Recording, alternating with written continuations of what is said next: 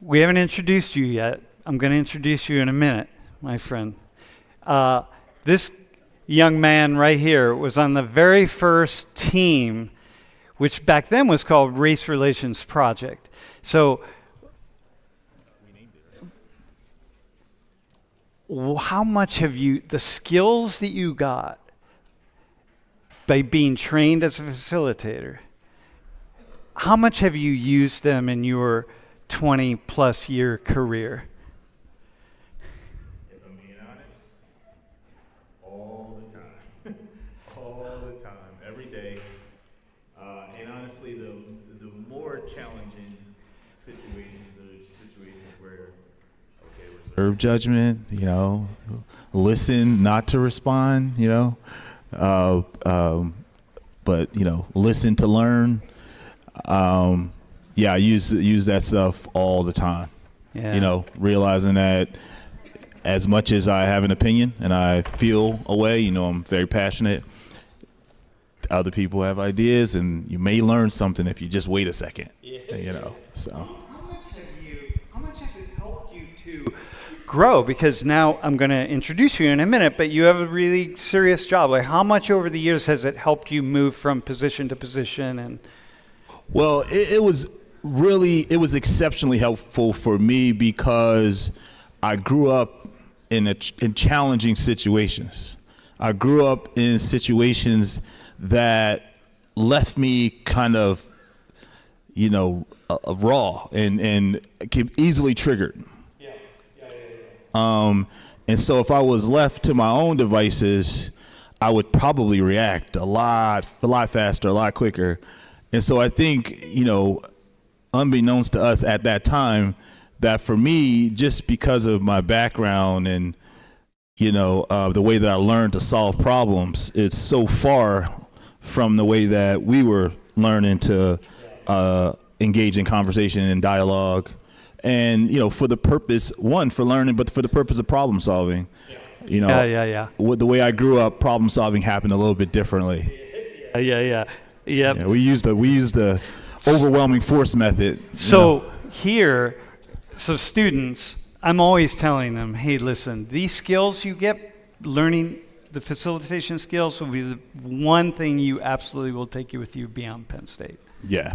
An interesting thing is not like you're not going to be in like a circle to dialogue. You're going to be on a one-on-one, or you're going to be on a phone call. Yeah. Or talking to your mom. Or your dad. Yeah. Realize, all right, all right, man. Got a way to do this. Talking in my ear, the production team. So we have got someone who woke up at 5:30 in the morning in South Australia to listen to you. So, there are a lot of people from around, but that's the furthest away.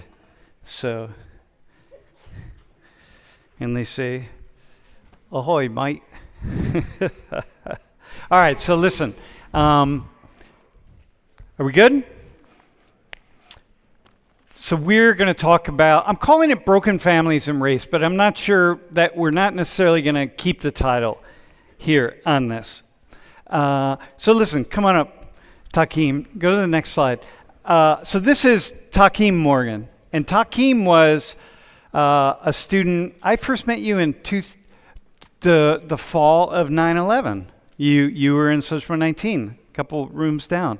And look, I'm not going to say too much. I'm not going to say what I really would like to say about him, and I'm going to tell you why. Because I've had probably 2,000 TAs in my time here, and I've gotten to know maybe 600 or 700 of them really closely. Really know them, and probably 200 or 300 of them really, really close, very connected.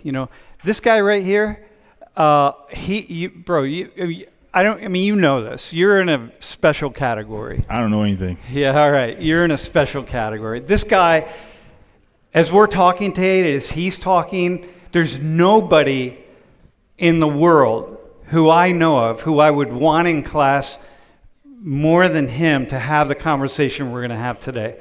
And we're going to do a lot of discussion about race. And dude, it's just, he's just a special human being. Okay?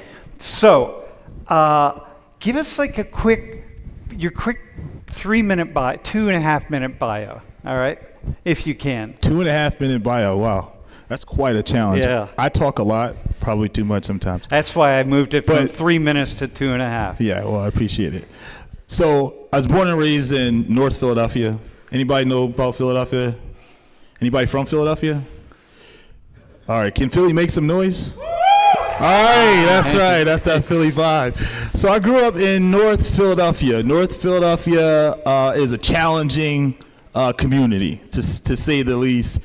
I probably grew up in most of that challenge. So I grew up around violence, grew up around drugs, grew up around a lot of mental health, a lot of lack of access to health. There was big controversy about our school system because our school systems were failing quite dramatically. They had gotten taken over by the state a few times. If you're from Philadelphia, you already know this. But when I was 10 years old, I was removed from my mother's home with 3 siblings, and I was placed into the foster care system. And that experience dramatically changed my life, as I'm sure you could probably imagine. Initially, I was placed with my grandmother, but then a very short period later, I was split up from my 3 siblings. I was the oldest of those 3 siblings, and we were placed in lots of different places. I stayed in the system right up until I came here. And so I aged out of the foster care system and came to Penn State. This was like my kind of freedom plan. That I was in the system, I was in congregate care, I was in foster care. And the way that I was going to get out of that system was either I was going to live on my own, they were going to train me for independent living, they called it, or I was going to go to college. I was going to age out. This is all language from the system, and go to college. I aged out and went to college. And I met Sam when I was here. I had a hard time in school, a very hard time in school, because I was traumatized, from that experience. I mean, 8 years, that was like all of my adolescence. I was trying to figure out what family is, and what does it matter? Does family even matter? But came to Penn State, became a rebel rouser really early. Sam saw me rebel rousing, I think probably my 2nd month on campus or 3rd month on campus. He pulled me in to the project that he's talking about, race relations project, and that really kind of set me on this path to student leadership, I would say, but leadership in general, where I decided I wasn't going to rage as a response to my life experience, but that I was going to rebuild, and I was going to heal myself, heal others. And so I got on that healing journey. And then when I left school, I continued on it. I went back to Philadelphia, did some things in the community, ran for public office, started some businesses. And eventually I found myself in a position to use communication to try to help families heal. And so today I'm the Senior Director of Communications for Prevent Child Abuse America. It's the largest national organization that focuses on the prevention of child abuse. But our approach is a little bit different than you would think. I think the industry typically identifies bad parents. Wait, hang on. We're going to get to that. We'll get to that. Our approach is a family strengthening approach. And so I think that's important for you to understand about me, because as we go through the class, you'll hear this. But from my experience, I believe that that's the best approach. So that's my 4-minute bio. Good. How about that? That's good. And you were vice president of the student government. I was vice president of student government, vice president of Black Caucus when I was here. Dude, when I met this guy, you were 18 when I met you? Probably 17, probably. 17. I was like, who the hell is this guy, man? And my hair was different then. Yeah. My hair was different. Your hair was different. We both had long hair, I think.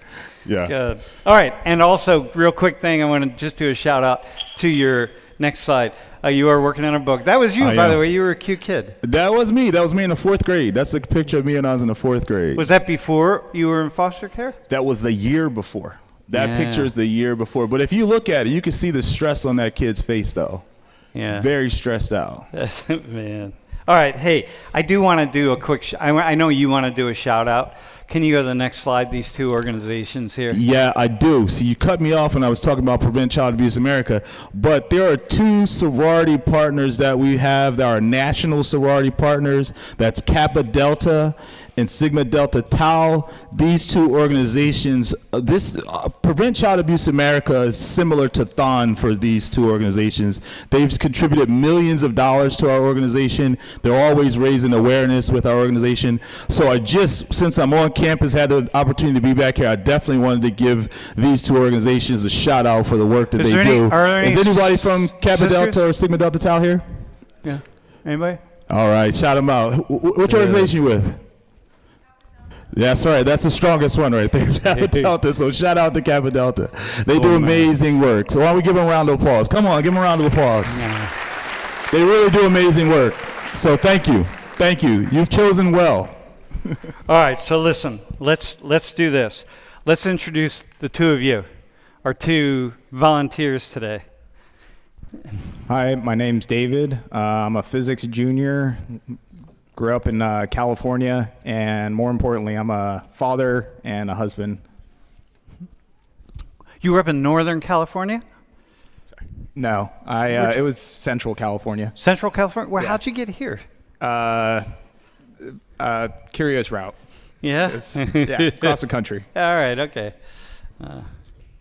My name is Adelaide, but the nickname I'm going by today is Addie.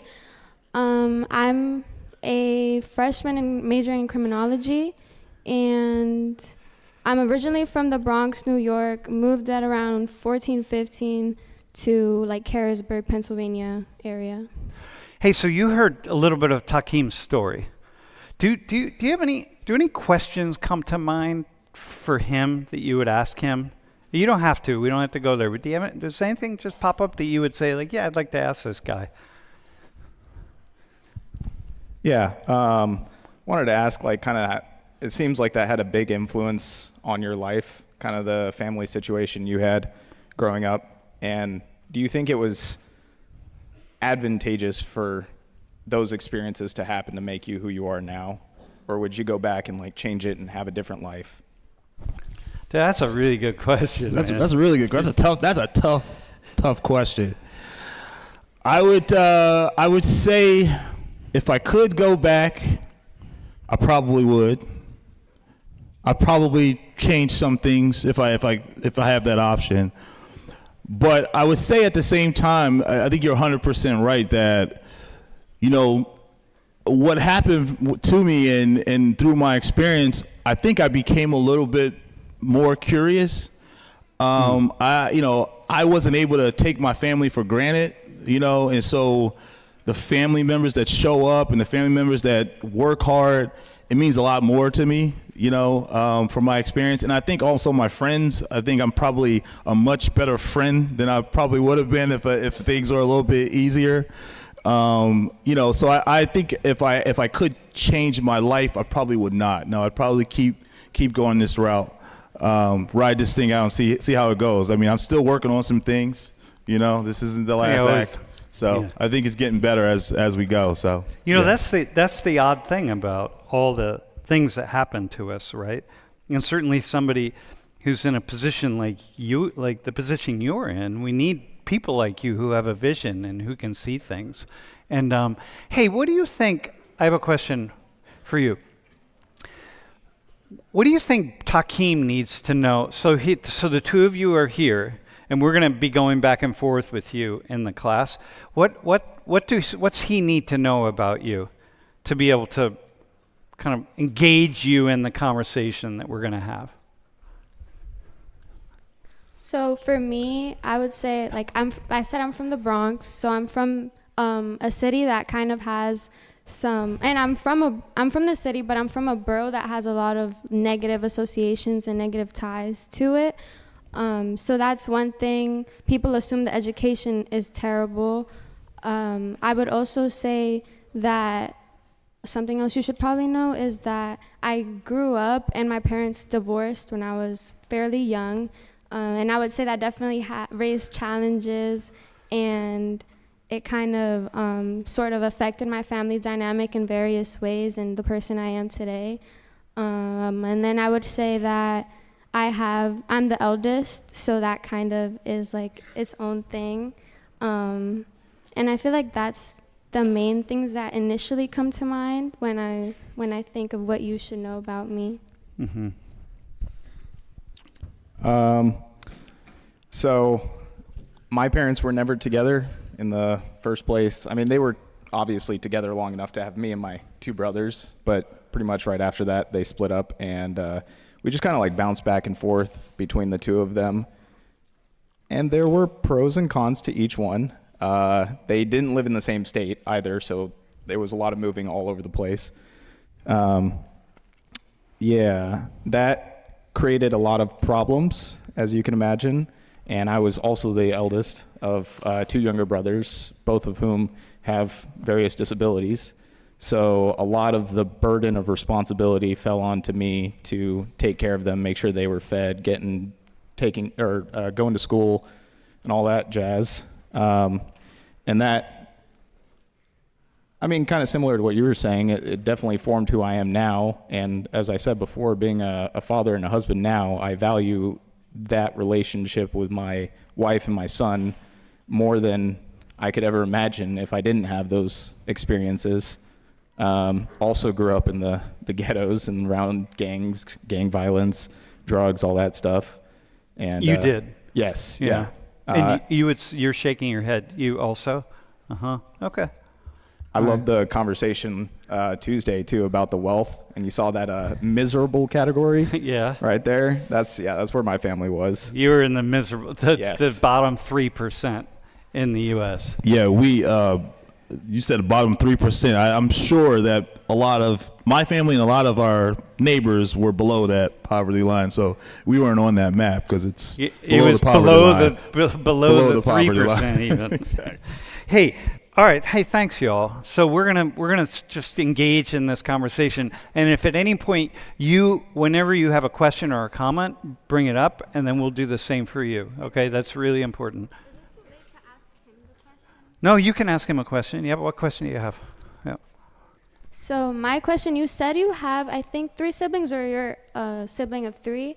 My question for you would be, you guys all got split up, and I'm not sure exactly how that worked out, if you guys were ever together at some point. But my question is, knowing you've had siblings in the system as well, how did that kind of impact you and your way of living?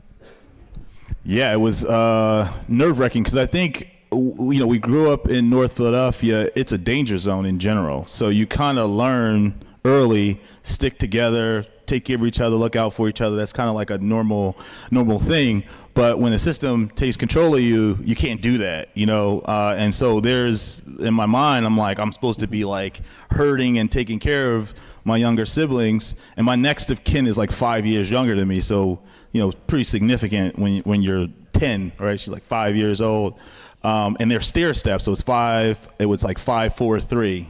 And so it was nerve-wracking from the time I was 10 until I got out of the system, trying to I guess psychologically or emotionally keep hold of some people that aren't there, So yeah, I think that I think what it did though is when I was moving around in group homes and moving from foster home to foster home, I still had my mind on my siblings, and so it probably stopped me from doing wild, crazy stuff, from crashing out. I will say, and this is true for a lot of people in class who are, one of the things that makes you remarkable is that you were taking care of them when you were up here as a student. So everyone else is studying, doing their thing, and and at one point in time, 2 of your brothers were up here living with you, man, as you my were last year, 'cause I was undergrad. only 18, right? So yeah, my last year they were, because they were still trying to find their way. So I brought them up here. It's Introduced them to Sam. It's pretty amazing, actually. All right, so listen. Here's a question, Talk, for you, and you're up here, and you got to stay on the blue line, my friend. That's where you'll look the most handsome, although it don't really matter for you. But all right, listen. Think about this is a question from Lori. Okay, Lori said, "Okay, this is really good." Think about the entirety of you, like all of your work with families. okay, and systems. What's a question that you think people want to ask you? Is there a question that you think people want to ask you but are afraid to ask? No, I don't. You don't have one? I don't think there is. No, I think so. I think it's like, is your family bad? You know, do you have like is this a family that you even wanted to be a part of? You know, I think that when you end up on the other side of the system, when someone's already made a judgment, it's like, do you agree with them? You know, like, are you like them? Yeah. Were you like them? Do you agree with the people that make judgments on your family? Yeah. You know? Okay. So there is a question then. All right. Dude, that's the question that we all have when we meet people who somebody in their family has done something. Yeah, exactly. Okay. All right. So here, Can we go to the next slide? All right. So can we talk about this slide here? 1 in 17 children in the U.S. will enter foster care, and I put there are 4 kind of top reasons that are in play all the time, and neglect by far is the number one. Okay. So let me also just say I realize that this is a very sensitive subject for people in the room, for sure, for many people in the room, because it's sensitive, man. A lot of you all have gone through some things. Neglect can you just talk a little bit about neglect? What does that look like? So the thing about what we call it in the space is we call it child maltreatment. It's the abuse, neglect, inadequate housing. These are all under the auspice of maltreatment. And the thing about it, when we talk about families and maltreatment, it usually comes down to some judgment. Somebody somewhere has to make a judgment about, is this even happening? Is the maltreatment happening? Is neglect happening? Is abuse happening? And there is a legal system that is wrapped around these judgments, and the legal system lays out, if these factors are in place, then yes, it is. It's abuse, or yes, it is neglect, or any of the other maltreatments. The challenge, though, is that families are nuanced. Families are not easy to judge. Families are not easy to even understand half the time, right? And then if you bring in other factors like culture, right, or you bring in factors like, economics into the situation, how do poor families live every day, right? Like, what's the reality of how poor families live every day? That's a question that anybody that deals with these issues should ask themselves, but really never really want to, because as soon as you ask that question, it just gets muddy, because their living conditions probably are what most people would consider neglect. Like, wait a minute, you don't have heat. So if you don't have heat, how are you taking care of a kid? Oh, your water went off. If your water went off, isn't that neglect? Isn't that the second it goes off? Isn't that neglect? You have 1 bed for 4 children, right? Right. And maybe you started with 3. And maybe because you are poor and they were cheap, they broke down. So when you started out and everything looked okay, it looked good, but life happened, now you're down to 1 bed and you still got the same number of kids, isn't that neglect? Like, why don't they have their space? There's all types of, So in this, when we think about the work that you're doing in your organization, neglect is at the heart of it. More than anything else, it's neglect. Well, when you look nationally at the statistics about kids that enter either the foster care system or even that go under investigation, you see a disproportionate number of neglect cases versus abuse cases. A lot of people don't realize this either. But when you go into child abuse, what you end up with is a story about child neglect. And so 75 to 80% of all the cases that result in foster care or any type of discipline or any type of intervention, they're usually revolve around neglect. And that's why when you start doing the work of child welfare, a lot of the focus ends up on neglect, because it becomes, well, what is this neglect thing? Like, what is it? And when you get into it, that's when you start to understand how families are living.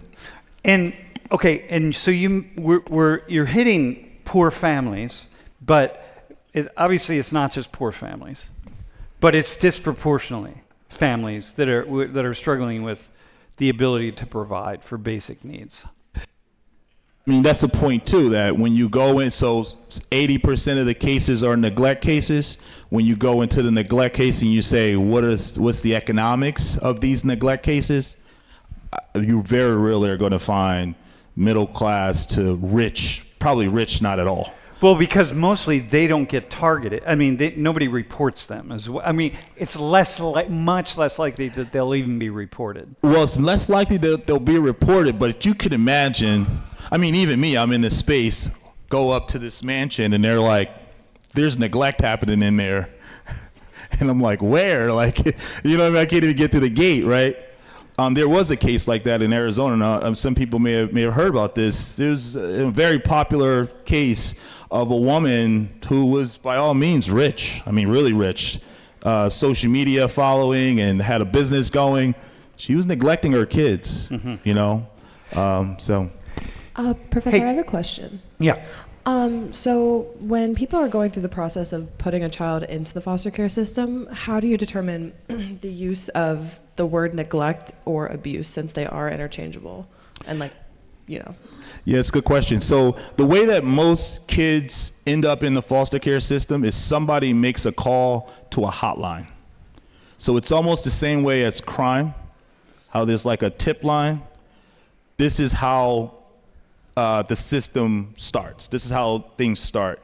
There's also mandatory reporting laws. And this is all the buildup of the child welfare system. You know, over years, these little components came to be. But the standard today is that there's a hotline.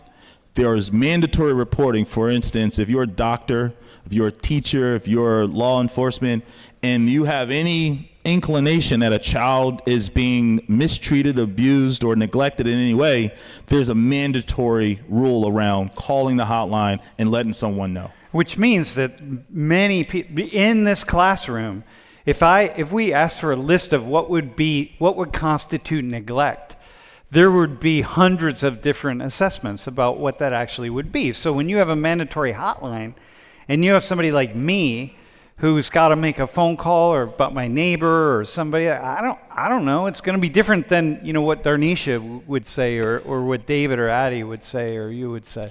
And what you'll find with the hotline situation is, and I'm not giving you actual statistics, we should probably look them up and see, but what you'll find with the hotline is that we get 1 million calls to the hotline.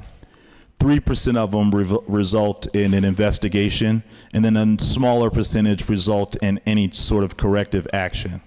So you have a lot of people that are saying, I think something's wrong there, let me call. And then professionals are like, nothing's wrong there, according to the law, right? And then they keep going down the road. But there are a lot of people that are seeing stuff that they think is a problem. Okay, this is going to take us to our next conversation. But first, to the two of you, when you see this neglect and think about the definitions of neglect, what did you see in your childhoods? Maybe not just with your family, but what did you see around you when you think about this? I would definitely say, in the households, I would have friends that would get, hit by their parents. And I remember I had this one friend in elementary school. She had told, a trusted adult, and then obviously they were a mandated reporter, so they had to report this. And then I think it was the following day, CPS was at her house. And I mean, thankfully, they didn't find anything that would put her in the foster care system, but that was still a very traumatic event for her. I'm trying to think. Wait, and when you say thankfully, Yeah. Ray, why thankfully? Why do you say that? Because I say thankfully, I say thankfully kind of for two reasons. One is because if they found something, then that would mean she would have to enter the foster care system. So she gets pulled out of the house. Yeah, pulled out of the house. And she didn't want to do that. No, she didn't. And another reason I say thankfully is because, I mean, personally, I didn't know exactly what was going on in her house, but I had definitely been around her family. She also had a younger brother that was a baby at the time. And, like, I knew that she cared a lot for her mother and that her mother cared for her based on what I saw. Of course, things could, like, if you're in a traumatic situation, you don't necessarily know. Yeah. So that could have been something. But for me at the time, I was a little kid. I was just thankful that things worked out for her. Yeah, you and her want things to family. just be as normal as possible. Yeah. David, how about you? Like, what would you say? How are these woven into the stresses? Because what we're talking about, like, you lived in a very stressful family environment, right? And one of the things, by the way, that you wrote when you applied to volunteer, I think I can say this, right? You're like, look, poverty defined my life, and I have been on track to do everything I need to do to not live in poverty. Like, that's it. Like, so this is Takkeem, by the way, man. This guy right here was Mr. Strategy. It's like everything you did was like this step, this step, this step, right? So what did you? Yeah, I mean, like, being in a situation like that, you kind of are forced to grow up pretty fast. You don't get to have all the luxuries of like a child and stuff like that. You have responsibilities that no child should have to have, at least inside the United States, a first world country, right? Like, you wouldn't think a child would have those kinds of responsibilities. But, you know, it happens. My wife went through a lot of that as well. So, you know, the two of us, we have like a lot in common when it comes to that kind of stuff. And it's not easy. It took a long time, especially for her, to kind of be able to sleep at night, even like from these traumas that you're talking about and whatnot, like all this stuff. Like, it doesn't just stop when you're a child. It follows you through your whole life. And I mean, like you said, for me, it was more advantageous in my eyes, kind of like what he was saying. I wouldn't go back and change it because at, you know, like 8 years old, I still remember when I was like, okay, I don't want this at all. It lit a fire under my ass. I was like, absolutely not. This is not how I want my life to be forever. And what would you say though about people so people would say like, well, yeah, that's what should happen. And that's what I would do. If I experienced that, I would make sure that I didn't go this route, I went this route. But so many people can't do that. Like, you lit a fire under your ass, but the fire pretty quickly, you put it out or whatever, and it didn't keep burning. Like, explain why that's so difficult for so many people. Do you have a thought? You must think about that a lot. Yeah, I do think about that a lot, actually. And there's a word. Hang on. Yeah, dude, you all understand he's going to answer a question that is the prophetic sociological question of life. Why can't some people escape a situation that we all think we would escape? It's very simple. Don't do what happened to you. So I set you up for a profound answer, my friend. Yeah. I think a lot of it comes down to, I mean, we were talking about it on Tuesday. So time, I would say, is one. You don't have time to think a lot about your future. You don't have time to think about tomorrow. You have to think about, you know, am I going to have water today? Am I going to be able to eat today? Tomorrow, am I going to have a roof over my head, kind of thing. Those are far more large problems than, in 10 years I want to go to college or whatnot. I didn't even know how to apply to college in the first place. I'm 20, almost 29 now, and it took a long time to get to that point. But a lot of people, they just get stuck in that position because of all these stressors and these, traumas they go through. It just kind of puts them into a place. Like I said, with my wife, it took a long time to get her out of that place mentally, even. let alone, like if she had stayed there with the family and everything, it would have just continued for the rest of her life because it's just a cycle of continuous abuse. Man, it's so powerful. Yeah, thanks for that. Takkeem, so can you put the camera, make sure the stream is on, Takkeem. I want to say something about this guy. So I don't think I've ever had a student who was able to be part of and explain and understand poor black experience in the United States and racism, systemic racism. I don't think I've ever had anybody who's as just brilliant in breaking down the issues as you are. And yet, bro, there's not like you have such a balanced perspective when it comes to racism, race inequality, discrimination, et cetera, and you're just like, you're very unique in that way, okay? I say that because I really want to listen. I want you to listen. Now we're going to switch to talking about race for the next half hour, and I really want you to pay attention to that, okay? There's nobody I would want in here talking about this more than him. Okay, is that cool? And especially those people on the stream, I want you to, like, we have moved toward, in this kind of Trump anti-DEI world, like, we can no longer talk about race. We can't use race to explain anything, so we have to completely abandon it. It's like, no, it's still in play, okay? So Takkeem. Yo. Why are we going to talk about race right now? The reason why we have to talk about race when it comes to child abuse and neglect is because black families are 53 times as likely to get, actually 53, not 53 times. There's 53, they're more likely to be investigated by the system than not.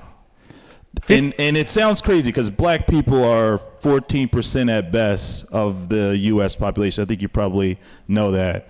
So black people, I'm black. This is how I talk about race. So 53% of black children experience an investigation.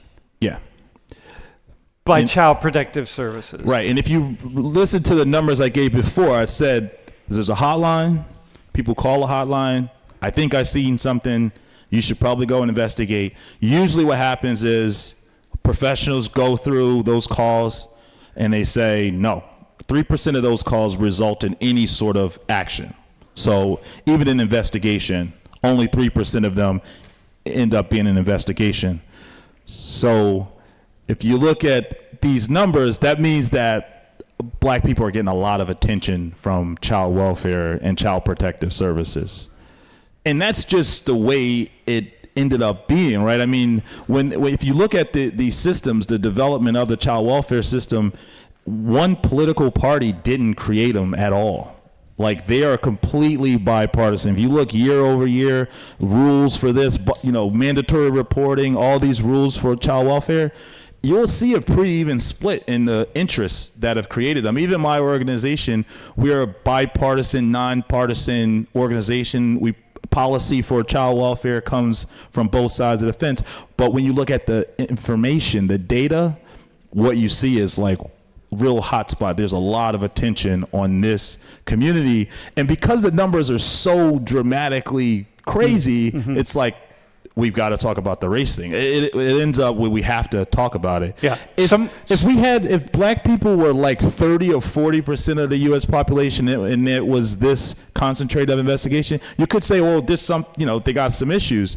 But because it's so low, it's like, we have to talk about the race thing. Well, so for me, 53% of, this is upper class, upper middle class, working class, lower class. This is across the board. Yeah. 53% is such a significant number because what it means is that when I'm looking at the two of you, I'm just looking I'm seeing something with Addie here that I'm not seeing with David. I look at Takkeem, I just see something with Takkeem.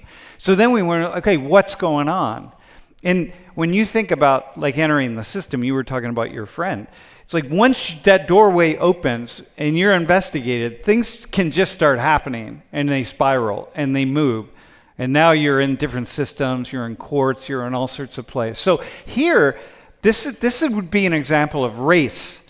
Like that we need to be thinking about race. And suddenly we're saying like, hey, wait, hang on, maybe race doesn't matter anymore. But no, it matters in lots of these different ways. Yeah, and I mean, a good, another thing you could think about in the U.S., I think you all know that the Latino population is growing in the U.S. It's been growing over years. It's it's kind of a number that's been going up.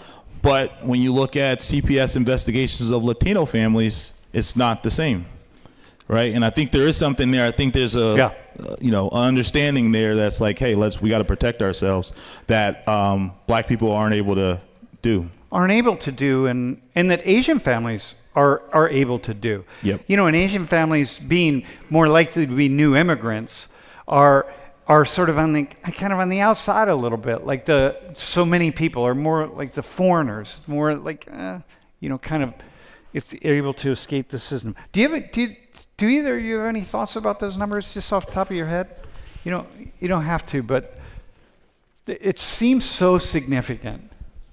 I think it kind of, not that it makes sense, but I mean, being a minority myself, I definitely see the numbers like in real time.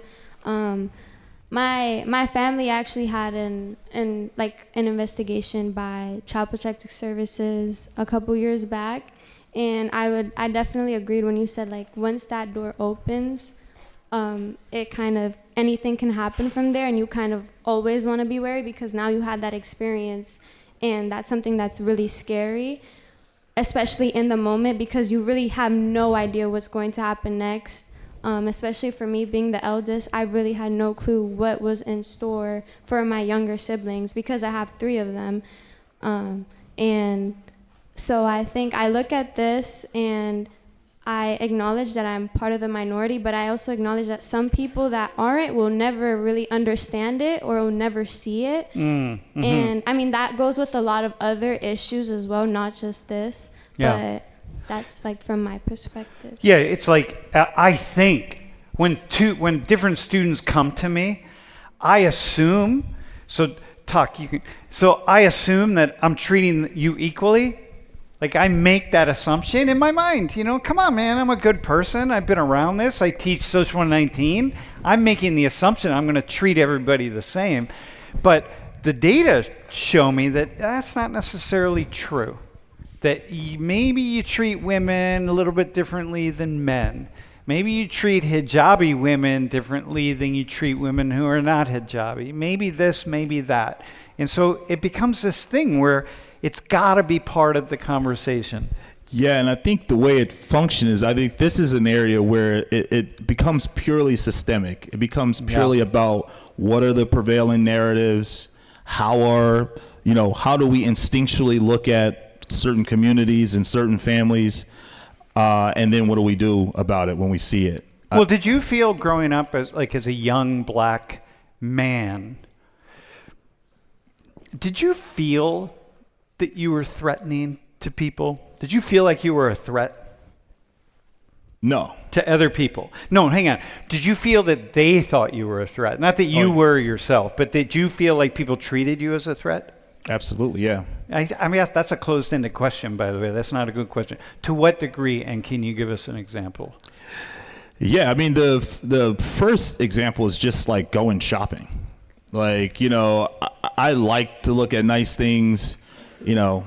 I think I wanted to have expensive taste. I don't know if any of you can relate to that. I wanted to have expensive taste. So I used to want to go into expensive places and look at stuff and just like check things out, fantasize a little bit. And I would just get hawked, I didn't think I was very threatening. I wasn't like very big. I mean, I'm bigger now than I was when I was a kid, but I was like a skinny kid. Yeah. I was like a small, skinny kid. I would be by myself usually because I didn't roll with a team or nothing like that. So I was like usually by myself, and I would just get like crazy attention, and I would get it across the board. Like it wasn't necessarily like just like quote unquote white folks. It would be pretty much anybody. And then the other thing too is in the child welfare system, I went in when I was 10, and I was with family members initially, but then when they needed to place me outside of family members, they told me that they have this term for young black males in particular, and it's called hard to place. And it's like, yeah, you can't go into foster care because you're hard to place. So you were hearing that as a kid? Right away, yeah. And man. And then I was like, well, what is hard to place? And I started getting into it. And they were like, well, it's not enough beds for like kids like you. And I'm like, kids like me? Like, I'm just a kid, I'm just 11 years old or 12 years old. What does it mean like kids like me? And they were trying to basically say black boys that can become black men are, nobody wants to put them in their house. That can become black men, threatening black men who can become whatever. To what degree do you, I have a question. To what degree, if we could just go back to this time with you, I just want you to see if you could just riff on this for a second. Go. To what degree did you take that on a little bit, just as like a listen, man? If you're gonna call me hard to place, then because I didn't ever see this with you, but if you're gonna call me hard to place, then I'm gonna be hard.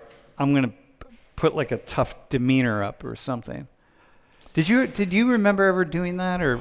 I mean, not really, to be honest. I mean, the thing about it is I grew up in North Philadelphia. You know what I'm saying? Yeah. Like, I don't have to act a certain way. If I get into a challenging situation, I need to be challenging. I could be challenging.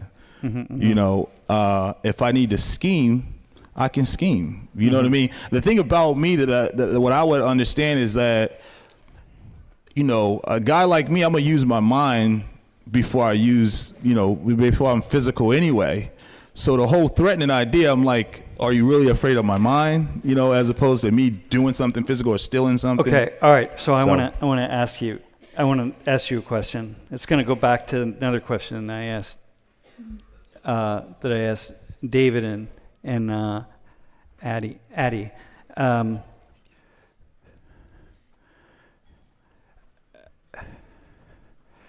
What made?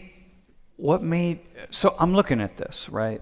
And I'm thinking that, we put a certain lens on and we see people a certain way. And the more we see people a certain way, the more things turn out in some kinds of ways. Because that's just kind of how it is. Like, it's harder to develop responses to things when we don't have great clarity.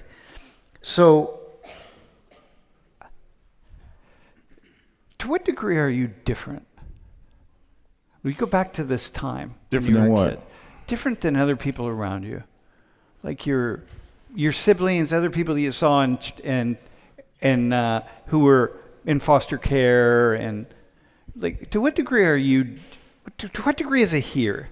And the reason I'm asking you this is because so this is a sociology class, and we generally aren't interested in a single individual story. Like, I don't need your single story. You're just that's not what stands out for us. What stands out is a whole group of people. And then I want to know what happens to the entire group of people. So we know, for example, if you grow up poor, you're more likely to have certain challenges, and you're more likely to respond in certain ways to things than if you grew up wealthy, right? You'll commit other crimes if you're wealthy and other crimes if you're poor. I just want to ask you this, just out of curiosity, to hear what you say. To what degree are you standing here because of something deep inside of you, balanced out with, to what degree are you here because the system stepped in and kind of took care of you a little bit? Like you said, the system spent like $100,000 on you before you ever got to Penn State. Yeah, well, here's the interesting thing about my story. So I was removed from my mother's home because of neglect. They considered my mom to be neglecting us. but I didn't experience physical abuse in a home until they placed me into a home. In a foster home. And it was with my family member. Oh, I got you. And that's when I got, was getting physically abused. And they didn't remove me from that home. They basically made me stay there, and, in terms of introduction to like street life, that was my third placement. I wasn't out in the streets when I was at my mom's house. She kept us in the house, kept us with her. But when I got to my third placement, which was a foster home placement, it was like maybe 10 kids in that place, bunch of hard to place kids, and we were exposed to all types of crazy stuff, and they didn't take us out of that house either. And so for me, I realized, I'm like, these guys don't do a good job raising kids either. Like the system was not doing a great job raising these kids that they took from their parents. And so that's why I was saying, when I was telling you about the numbers, it's like, I'm like, well, and they were paying, but they were paying for those things. So it's like, well, why wouldn't you just invest in this woman that you say is neglecting when really she just doesn't have the resources she needs? Why wouldn't you just invest in her and that family? That may be your best shot at these kids, doing well. Okay, so your organization, that's the approach that you all take in the organization? Pretty much. I mean, it's more complex than that, right? But essentially what we're saying is you should invest in communities' ability to raise children, because the system doesn't know how to raise children. I mean, they can do enforcement. System's pretty good at like, oh, you need us to run and like catch somebody or investigate somebody. They can do that. But when it comes to actually raising children, helping families, they just don't typically do a good job with that. So your idea is that that's where the investment, we as a society would be, what we want is for people to stay in the center lane. We want kids to be socialized enough to stay in the center lane. We want families to do what they need to do to keep their kids in the center lane. We want, because that makes it better for everybody. If we don't have delinquency, we don't have problems. We just like whatever we got to do to make that happen. So we want the outliers to come as close to the center as possible. Okay. A better way to explain it is think about public health, like disease control. Part of the way public health happens is we empower communities to be able to help themselves protect from disease, right? We don't typically go out and find the people who got a disease but aren't treating it right and lock them up or, do that sort of thing, because we realize that actually people will hide the disease, and then it'll spread like wildfire and then we'll all be at risk. So the public health approach to disease control is we've got to bring the community in, we've got to be partnered with the community, we've got to have the community on board, understanding the disease, how it works, and then understanding the treatment, how it works, and then administering, even in some cases, the treatment, right? So that we all stay healthy. Okay, so now I'm gonna come to the two of you. I want to see if you have a question here. So going back to the issue of race. So race matters because there appears to be some, it's off kilter somehow. It appears to be off kilter. And so then we need to really kind of try to bring us back into, maybe we're missing a lot of stuff about white kids or Hispanic kids or Asian kids that we could be looking at because we're busy looking at the black kids. Or something. I don't know. Or they could be totally fine. Yep. Right? Even with instances of abuse or neglect, they could be totally fine down the road, but this community just doesn't get that benefit. Yeah, I got you. Yep. Okay. Right? I mean, I think sometimes this stuff, some of it works itself out. Egregious situations, and I think I don't have to say that, but egregious situations you got to respond to. Yeah. Situations of abuse that are clear cut and not neglect, we have to respond to those things right away, because that's just those are assaults, those are problems, right? But we get into an area of how people are raising children or how they're operating their family, particularly in poverty and things like that. It's nuanced, and governments just don't do a good job raising children. Yeah, and it's not the government's job. I mean, we've set up this world in which we've decided that increasingly, especially in the U.S., it's nuclear families more so than anything. And so if the nuclear family, which is small, has a problem, and life is stressful, man. You have divorce, you have unemployment, you have things, you have this, you have that. You have someone struggling with alcohol for a hot minute. It's like it's so easy for things to break down, either for a few weeks or a month or a few years or whatever, and there's no ability to kind of step in and fix that, because that's just kind of the need. Well, there's not that there's no ability, but it becomes very difficult. Yeah, government, that's not what government does.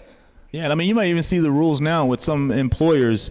If they found out that one of their employees has an alcohol issue, right, they can't fire them. Yeah. They say you can't fire them because you can't send them out there. You got to kind of take care of them first, and then send them out there. With parents, they don't even get that sort of benefit. But if they were employed, they would sort of get that benefit, right? Mm-hmm. So you could tell that the system's a little off, right? Because so. Hey, do you have we have a question from the stream, right? I think. Okay. Also, do you have a question or a comment first, and then if someone in class has a question, we can take the microphone around.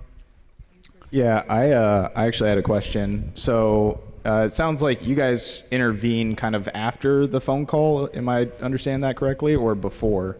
So we're a nonprofit organization, so we don't intervene at all. We run a series of programs. Our flagship program is called Healthy Families America, and this is a home visiting program. Operates in 500 sites across the country. And the second that a family that may have these challenges, may face some poverty challenges, some employment or mental health challenges, the second that they know that they're going to have a child, we can get involved. So we're a prevention organization. Our idea is to get involved with families before they ever come on the radar with the system. Mm-hmm. And then we advocate for policies that actually help families thrive. So.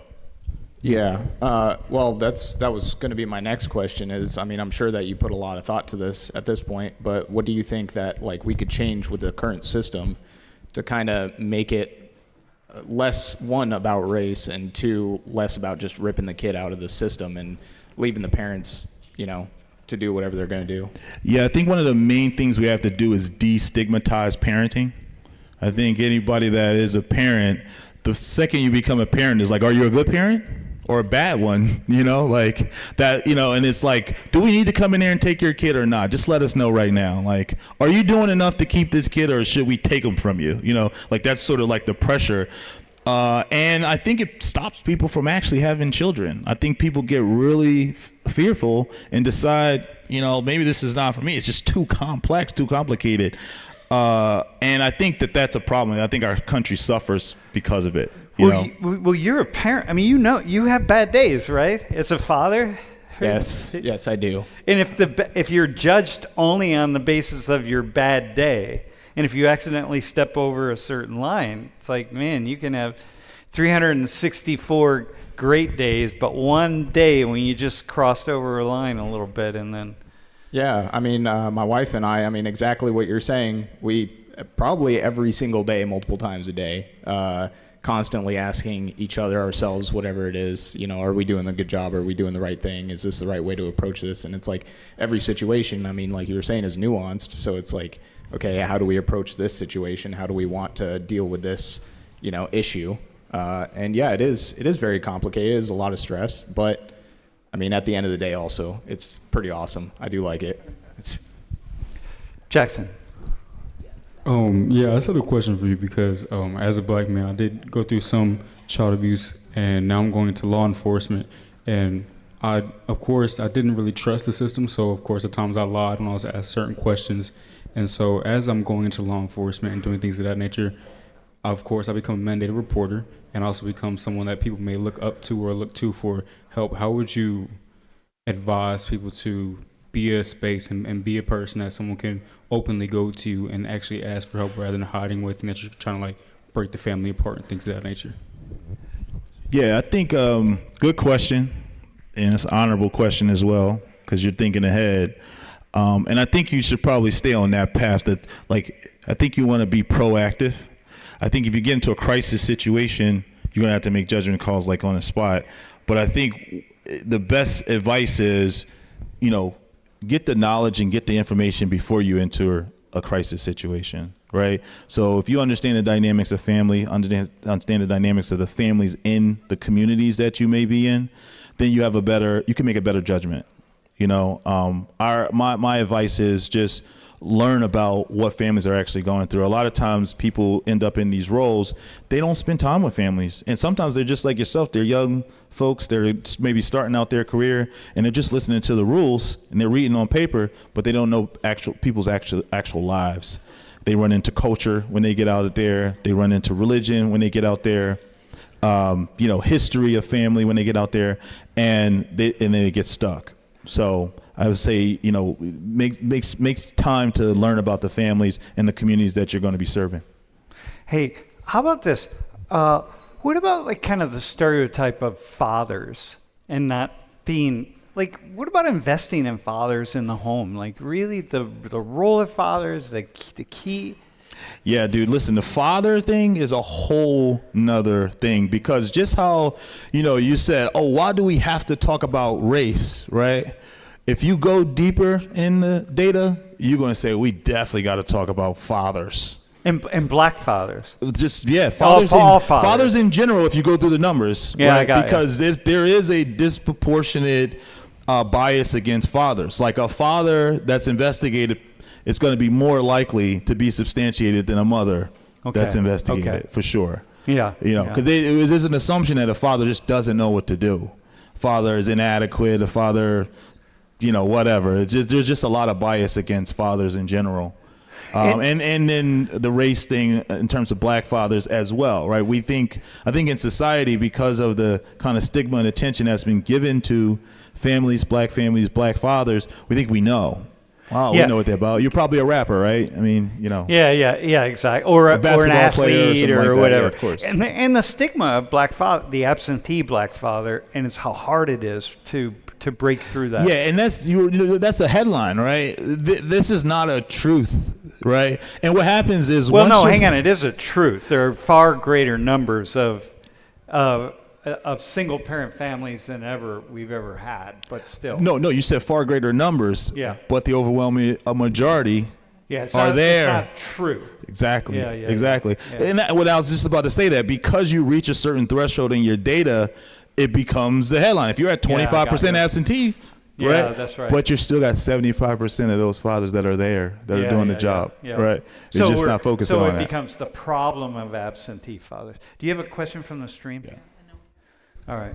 And how does child protection work in other countries? What do you know about other countries?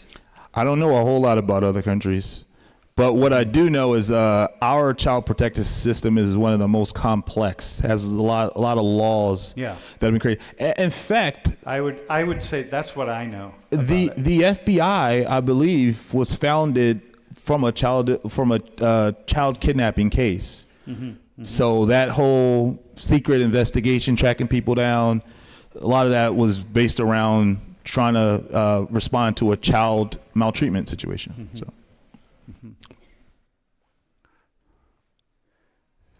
Hello. Okay. Sorry. So yeah, I'm glad you brought that up, because I was literally just about to ask that. I was gonna say, like, in the past hour, prior to when you had just brought it up, I hadn't heard the word father come up like once in the past hour. So I was gonna say, like, when we see statistics that suggest that black families experience fatherlessness at 2 to 3 times the average white family does. I mean, you kind of already answered what I was going to ask about it, but I was going to say, in what ways might your organization rather support that? Granted, how you said that your organization supports families directly. Yeah, sorry to cut you off, but that's part of our approach as well. I mean, we like to say we have a comprehensive approach, because when we focus on families and we focus on family strengthening, this is going to be a key issue. Is, what about the dynamic between the father and the family? What about the pushing down some of the stigma that comes with fathering? in particular communities. You got to be willing to address those things. You got to be able to address those things. And it takes investment, right? Because the situation is the way it is because there's been investment to create it, right? Talk about law enforcement, you talk about targeting. Like a lot of this has been systemic. And so to change that, you're gonna have to make some investments in fathers. And we do. Our organization makes a significant investment in fathers. And a father's ability to be a part of their family's life. So it's important for sure. I just want to point out, the first 3 people raising their hands are all black men, but go ahead, Mel. Hey there, I'm Denzel. My question is kind of like more for you personally here because it's something that I really care about. How did your experience, I guess also for like the students up there too, how do y'all's experiences with education, like in your background, how do those things, because like coming from a poor background or foster care or gang violence or whatever you've been through, and then going to college and still having to deal with some of that stuff back home, how do you like balance that mental weight or like that drive? And one of you could take this too, by the way. Yeah, I've got. Yeah, I mean, it's a lot. It's really stressful. Dealing with like family dynamics, dealing with work, with school, all of that, all on top of itself. I know I actually moved my mom and my brothers out with me. They lived with me for a while, and I was taking care of them, and that was a whole thing, trying to pay to get them out here, trying to get them out of California, where it's ungodly expensive by itself, but also with the poverty on top of that. It was a lot, and I spent a lot of money, a lot of debt to try to take care of my family. And then I also have my current family and school, like you said, and work and everything. So it's like, and Addie, it's a similar thing that you said earlier. It's like it's the issues that are compounded. It's like so many things that we don't see. A lot of people, it's like, well, I wouldn't do that. Well, you're not in this situation where there's a layering of issues that just compound and they just keep going. But dude, I remember with you, man, when you were here as an undergrad, it was just like, remember the time you had a toothache? Dude, a toothache? That was more than a toothache. What are you talking about? This guy, his mouth is all swollen.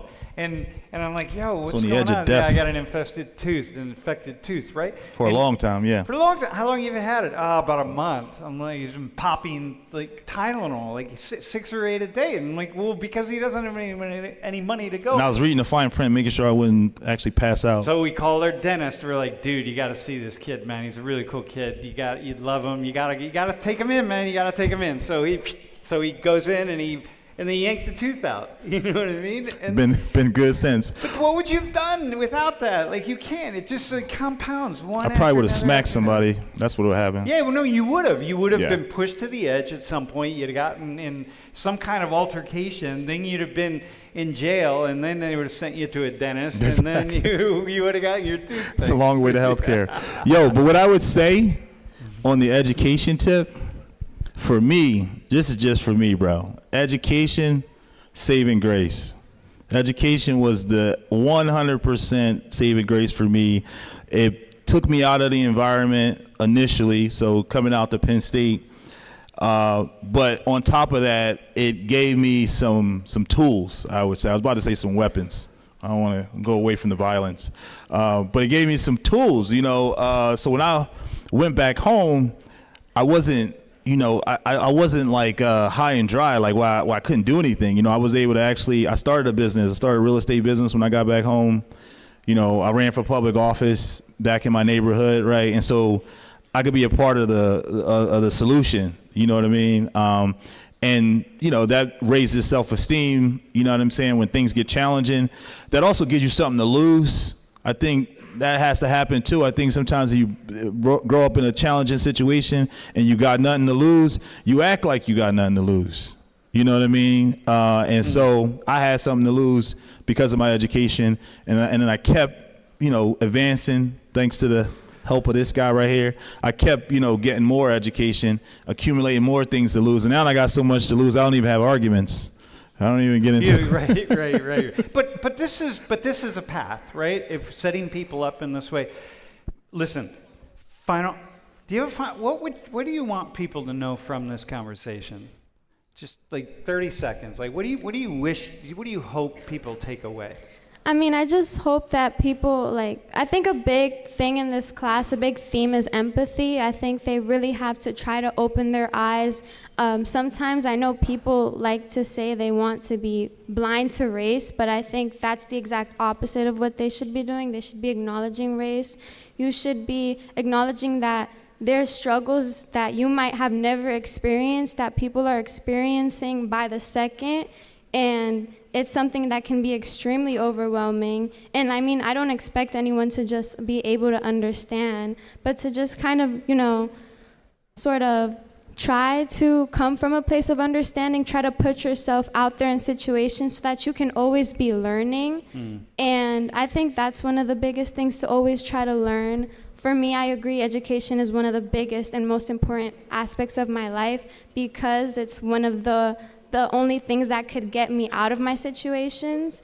And I just feel like that's something that is so important to acknowledge, and I'm super grateful to have, because I know in foreign countries that's not something that is the case. No, I appreciate that. Thanks. Takkeem. So David, Addie, Takkeem, thanks for being here. Dude. I want to do one. Let me give a shout out to my organization real quick. You got my organization slide? Yeah. My organization slide? Put the slide back up? Yeah, for my organization, yeah. Can you put the slide back I want your help with something real quick. So I told you I'm the Senior Director of Communications for Prevent Child Abuse America. I know you're about to stop.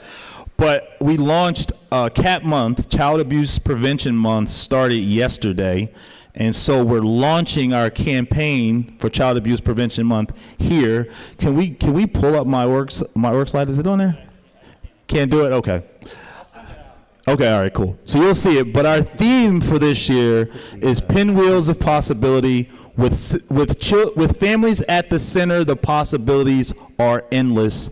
And that's all about creating possibilities for families that are struggling so they don't end up in the system. Dude, thanks, man. Yeah, thanks.